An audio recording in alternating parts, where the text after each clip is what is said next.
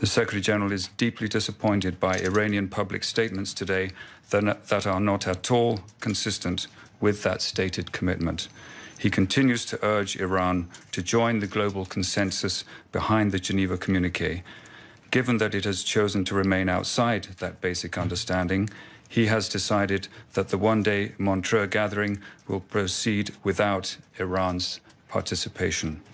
The Secretary-General looks forward to joining the initiating parties, the Russian Federation and the United States, as well as the other states and organizations that will attend this long-awaited and hugely important push for peace.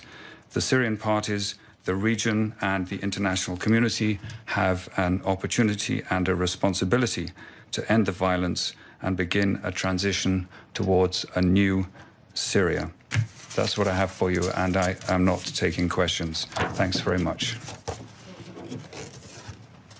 That is an extraordinary development coming to us from the United Nations. The Syrian peace talks, which you will be well aware of, the Syrian talks due to take place in Geneva later this week. The question had been Iran's participation in those talks and Iran's basically writing off one of the refusing to go into the talks if there was any question of succession in Syria on the agenda, saying that the future of President Assad was not up for grabs in that. So now, because Iran was putting preconditions on the talks before going into them, the Secretary-General of the United Nations has now declared that they will not be invited to these talks.